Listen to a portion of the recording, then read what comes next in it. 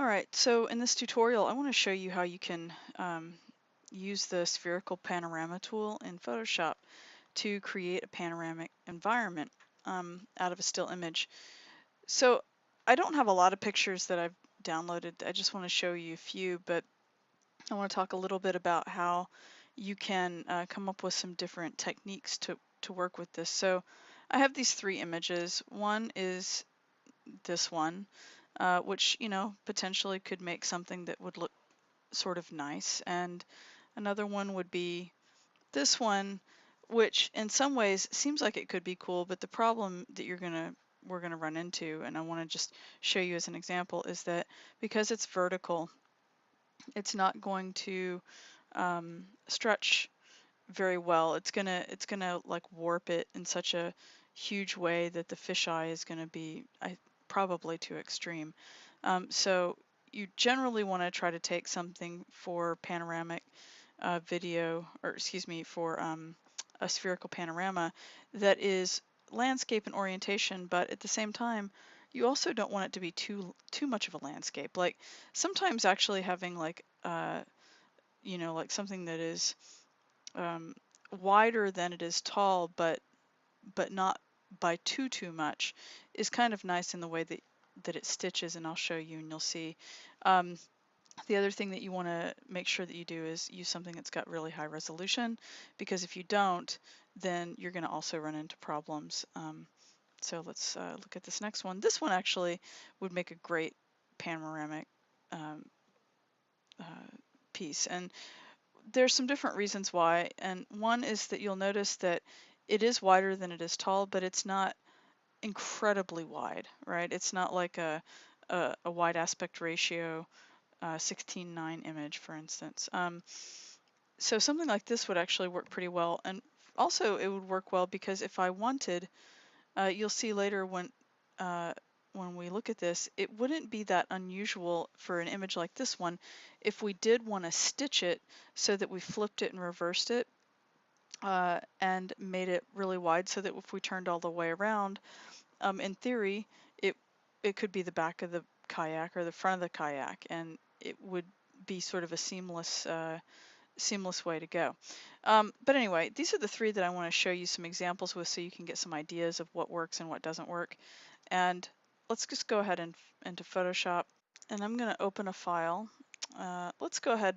Let's start first with this mountain edge, and you'll see right off the bat what's going to happen. And I've already got my excuse me, set up in a 3D space, but if you don't have yours set up that way, you can go up here to Window, Workspace, and then choose 3D. Okay, so what is going to happen whenever I actually create this is a panoramical sphere, or a spherical panorama, I should say, is that it's going to take this image and it's going to sort of wrap itself around itself, so that the image is sort of almost like a wallpaper on the inside of a sphere. And what happens is that Photoshop actually will move a camera, a 3D camera, it moves the camera inside of the sphere so that you're literally inside of the middle of that world. And that's the way it looks at it. And it used to make you manually do that, but then they came up with a setting that allows you to do it simply. So let me just show you really quickly. If we go up here to 3D, you can easily go to Spherical Panorama, and then since I already have the file open, I can just say New Panorama Layer from Selected Layers. And you'll see what it ends up doing. It takes that layer and it converted it into a 3D layer, and now I can take my rotational device and I can move around that world, and you can see immediately, let me collapse this a little bit, why something like this wouldn't work very well, right? And that's where it stitched it up in the very top and it kind of created the seam. It's almost like whenever you're wrapping a gift, right? In the places where you have to like kind of cut stuff to make it work. And then you can kind of see this landscape. Now, in some ways, if this image were much greater, this could have been a really cool picture, right? If it were much greater in scale, like if it was a wider one and had better resolution. And then you see here where it stitches, if you take the camera too far, it just stops, and that can be kind of weird, all right? So this is not a good photograph for that for this purpose, but I wanted to show you this so you could get some idea of how some images are not going to work as well as others. Let's close that. I'm not going to save it. Let's go, and I'm going to open a new one. And let's open this mountain edge. Actually, no, that's the one we just did. Mountain hike, sorry. And let's take this. And so this is something that you could just easily do. You know, you can just do your spherical panoramas just really fast and see what they look like. The other thing too, I'm going to jump over here to image. I want to go to image size real quick. And I want you to look at the resolution of this so that you can start to get a sense of like how resolution will affect these. Like, so if you take something with a large resolution, how it's going to look better than something with really low resolution. So this is a fairly large resolution. I mean, it's not huge, but it's pretty big. Let's give ourselves a little bit more room. So I'll take this and I'll say 3D spherical panorama and from layer, okay, and it's going to generate this, and then you'll see that this one's a little bit better, right? But then we have, you know, we've got that issue, of course, but you start to see how we can sort of pan around, excuse me, this image, and this one's actually not too bad. So this could be kind of cool. Now, one of the things you might look at is say, well, I don't like this stitch, right? So there's some things that you could do. You might also look at it and say that you don't want this person here. Well, in layers, I can't really go in here and use certain kinds of tools. Like if I wanted to use some kind of tool to get rid of this guy, I can't. I'll zoom out a little bit. And you'll notice, first of all, that the tools have changed because we're in the 3D environment. So first thing is that if I wanted to try to get some of my reparation tools, like you know, the spot healing brush and things like that, I would need to actually go up here and switch my workspace back. I'm just going to go back to Essentials, and if I do that, excuse me, I get like, for instance, I get my spot healing brush. Let's increase the size of the brush so that it's much larger, and you'll notice that it made a slight change. Like if I wanted to go turn my hardness up, let's turn my hardness up significantly, and you'll notice that it'll make a change, but in my computer it does really very inconsistent things, and sometimes the performance won't be good and it'll take forever to actually update the change, and it looks like it's not changing. When I'm in the 3D model, it's going to make it much, much harder to use those reparation tools. And actually this doesn't look good either. And so my suggestion would be, if you wanted to go back in your history, you could go all the way back to where you open the file, and you could start over. That would be an easy way. The other thing, since right now, since we're just like kind of messing around with this picture, probably what would even be better is to close the file. I'm going to hit don't save, and then I'm going to go back and I'm going to open it again, open recent. And the reason I'm doing that is it'll purge the history in Photoshop. And that just is something else to think about too when you're actually doing 3D stuff in Photoshop. It's going to take a lot of your processor and a lot of your RAM, so you want to make sure that your history isn't going to get too full.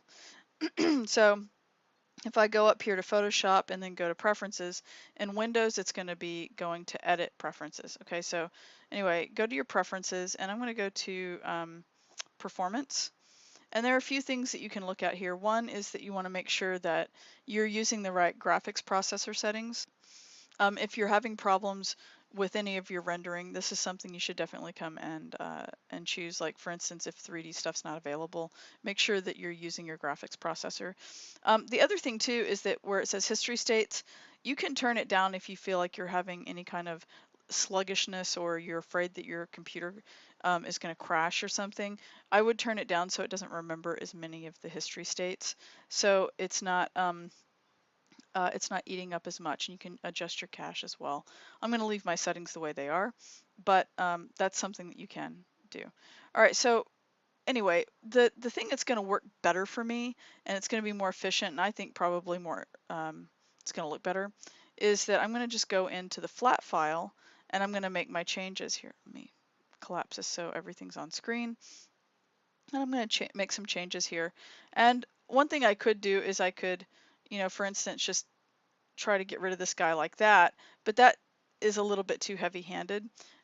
You could make some different kinds of, and I'll do content aware, and I could try that. And this still might be a little heavy-handed, and it's a little bit better. And I could come in and make some adjustments and really get rid of that. And you can see how much kind of more efficient in some ways, also better it looks when I do it that way. And then I'm not so worried about his shoe being, the shadow of his shoe being there. It looks just like a regular old shadow. And yeah, anyway, so I could work with that, and now the guy is gone. Now, that's one thing that would work really well. The other thing too that you want to consider is what's going to happen whenever I turn this panorama and start looking at the way that it's stitched. So if I were to go ahead and here, I'm going to save this so that I don't run into processor problems. So I will go ahead and I will save. Actually, I want to do a save as so that I don't save over my original mountain height revision. Okay. All right. So the next thing that I want to take a look at is what happens if I do go in and change this to a spherical panorama. And we can see, I'm not going to switch into a 3D workspace though.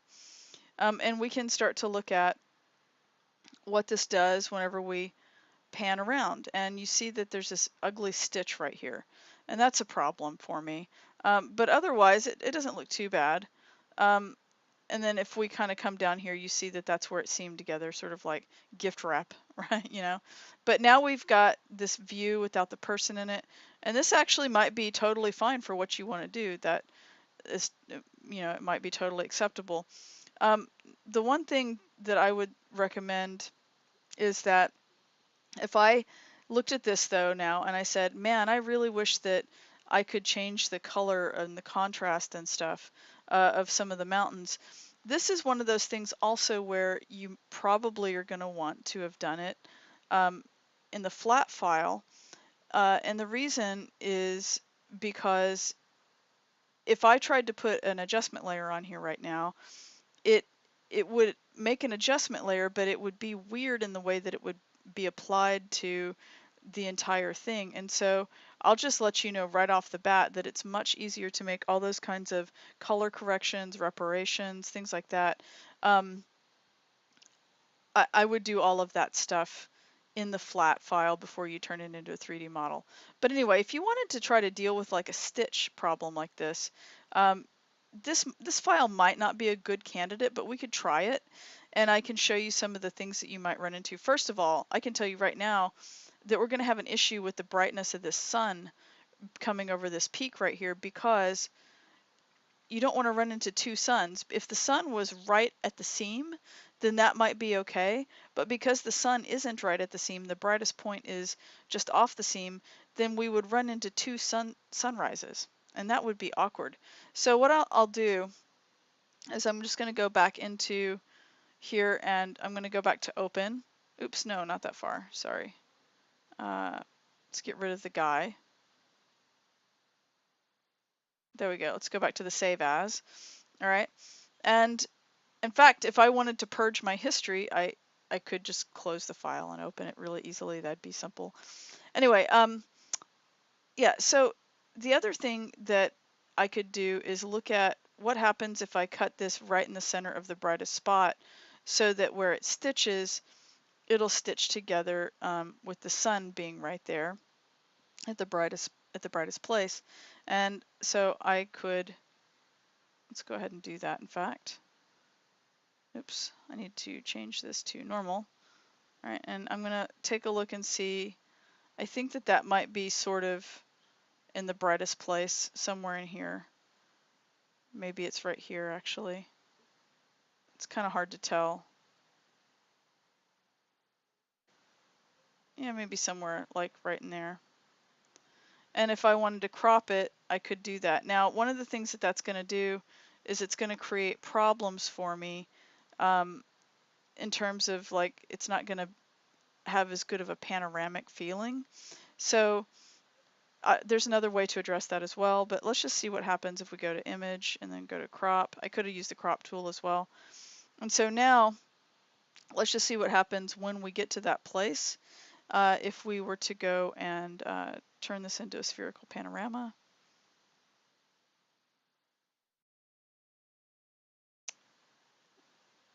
And okay, and so at least it's in kind of the brightest place right now.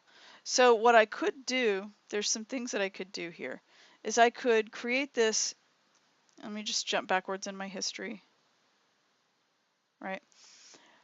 What I could do is I could seam this so that I flip this into a reversal. That's one option. And then it would seam together on both edges. So if I go ahead and take a quick peek at my image size, it's 3577 wide. So if I grab my calculator and I say 3577 times 2, all right, I would need to make my canvas size 7154. All right, so let's do that. Let's go ahead and also I'm going to, it doesn't matter. I'm not worried about my background color and foreground color. Anyway, so if I go over, what was that number? I already forgot what it was. 7154. So if I go up here to image canvas size and I change it to 7, I already forgot again. Wow. 7154. Okay, 7154. And I make it so that it starts, this moves off to the left, all right? Then and then I can also, yeah, this is fine. I can change the background to any color, background, foreground, it doesn't matter. I can also set it to gray if I want. Really, it doesn't matter. I'm going to go ahead and click OK, and then this is what I've got. And so now if I look inside of my layers, you'll see, and you can see it in the thumbnail that it actually is gray in the background. It's not like a layer on top of a gray background. So I want that to be gone. I don't want that gray color there. I actually want to select it. I'll use the quick selection tool, or hold on a second. Got to make my brush much bigger. All right, so it selects the gray for me. And I'm just going to hit delete. Oh, before I do that, sorry about that. I need to go back to my layers, and I need to turn off this lock so that whenever I delete it, it'll give me the transparent background. Okay, so I'll delete it, and now I've got transparency. Okay, so the next thing that I want to do is I want to duplicate this layer, and I'm just sort of flying by the seat of my pants. There's some different ways that you could have done this, but this is one easy way. And I want to take this this version of it, and I'm going to do image,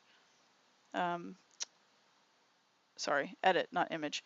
Go to edit, transform, and then flip horizontal, and then it flips this for me. Here, let's zoom out a little, and now I can take my move tool, and I can move it, and if you have snap turned on, it'll snap in place. Now, it's doing this weird thing with a seam in the center, and so, oh, and it also it also got rid of some pixels that were gray in the center. I didn't really anticipate that happening, but that's okay. We can make this work. Not a big deal. And so what I've got here is something that I could actually work with, and I'm going to go ahead and go back into my layers. I'm going to merge these two, and I'll say, where is it? There we go, merge layers. And so now I can actually use the repair tool. And now what's nice is I've got this sunrise right here, and it's in one spot, and I don't have to worry about it looking like the sun is coming up in two places. But the problem I have now is that I've got these missing pixels, and also I hate the absolute symmetry of this because that's not the way it would be in nature. So this is where you can go and you can take your repair tools and, you know, make some changes. Just get rid of that missing information so that it fixes it. And remember to use the appropriate brush size so it doesn't go crazy. Now, something else that you can do is I would consider using like the patch tool so that you can get rid of some of the symmetry. So for instance, like I might do, I don't know, something like that. You could mess around with this and see what happens if you adjust it like this. So that's one option, and then it kind of starts to get rid of some of the symmetry. That's one thing you could do. Another thing you could do is you could go over here. Actually, let's use the clone tool. There's a lot of different things that you could do. So if I choose the clone tool, all right, let's increase my brush size. I want a fairly large brush size. And I'm going to turn the opacity down on my brush tool, okay? And the reason I did that is because whenever I clone stuff, I want this to be kind of subtle. I don't want it to be really harsh. And already I can see the lines in here. And it's because I've got a brush that's too hard. So I'm going to come and take the hardness down on my brush so that it's much softer. And I can work with some of this. And I can already see that I've got a problem like right in here where these three patches kind of repeat themselves. Okay, and let's see. And then I'm getting like a harsh line in this one spot, so I could go back to my spot healing tool and kind of get rid of that line. I think there's a line there. And it starts to make it look a little less symmetrical. I can use my spot healing brush in addition to other things, you know, like I was using the clone tool before, but I can use my spot healing brush to kind of get rid of some of the symmetry in the sun and the way that the sun's coming up. Oh, and the other thing is if I wanted to increase this, I could get rid of some of the peaks that could kind of be disappearing into the clouds, right? So there's some different things that I could do to make these mountains look like they're not quite as symmetrical. And then if I wanted to use the clone tool, I could come and use the clone tool up here. Anyway, I'm kind of just like playing around with this to see what happens with it, but at least now it doesn't look identical to the way that it did before. And so you can start to see how this is changing up. I would probably want to go in here and get rid of some of these things that look so incredibly the same. And definitely, oh, that didn't work. And I might need to go back in here with the clone tool instead of the spot healing tool for right there. But I also want to make some adjustments in here, for instance, where I get rid of maybe some of the way that these things end up looking. I can adjust this. Let's see. Let's change some of these. Anyway, you get the idea, right? I might need to make some other adjustments, but you totally get the idea. And then I would want to probably get rid of some of the symmetry that's in here. Okay, and suddenly this isn't looking quite as cookie cutter as it did before. And you'll notice some of this.